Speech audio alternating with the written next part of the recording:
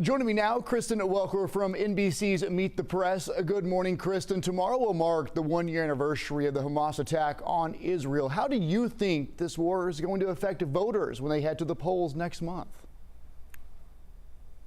Well, it is a question, and we know that the ongoing war in the Middle East is looming large over the presidential election. Democrats very divided on the issue. For example, we know in a critical battleground state like Michigan, there's a large Arab American population, a large progressive and young population there who are quite skeptical and critical of the Biden administration's policies. They want President Biden to be doing more to mitigate civilian casualties in Gaza. That is why you're seeing Vice President Kamala Harris walk a very fine line on this issue. On the one hand, saying, yes, the United States stands with Israel. On the other hand, saying it is necessary for Netanyahu to do more to protect civilian lives. And this does come as the world is watching and waiting and bracing for the retaliatory strike that Israel has said it will take against Iran after Iran fired more than 200 ballistic missiles at Israel last week, after Israel took out one of the leaders of Hezbollah. So the fighting continues, and it continues to escalate, and the fear is that this could become a wider war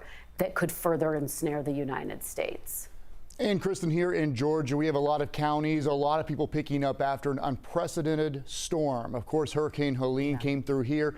In western North Carolina, catastrophic damage. And I think what's wild is the political side of this that we're seeing play out. How do you think the response is going to affect how people vote? It's really interesting how people are tying this unprecedented storm to an election.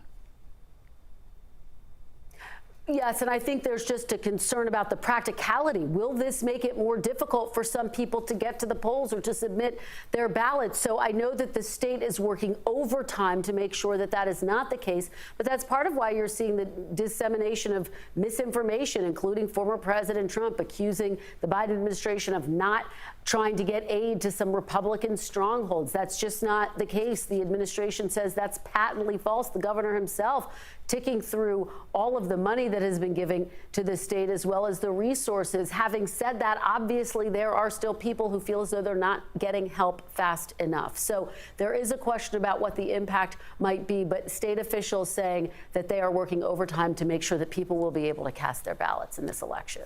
And quickly here, Kristen, the jobs report pretty good on Friday, better than expected, with many voters concerned about the cost of items and, of course, the economy. Do you think the positive jobs report is going to sway any voters, next month? Yeah, it's a good question. I mean, the unemployment rate, of course, has ticked down. Inflation has ticked down. We know interest rates have been lowered, but still too many people say they don't feel the effects. And they give former President Trump higher marks when it comes to handling the economy. What's interesting, though, and what's notable is that Harris has been closing that gap with Trump. And that could make a difference around the edges. How people feel right now versus how people feel on Election Day, we'll have to see. Could that make a big difference in some of these key battleground states? Early voting is already underway, though, Cody, so some people have already cast their ballots. All right, Kristen, thanks so much for your time this morning. And don't forget, you can watch Meet the Press right here at 10 after 11 Alive, Weekend Morning News.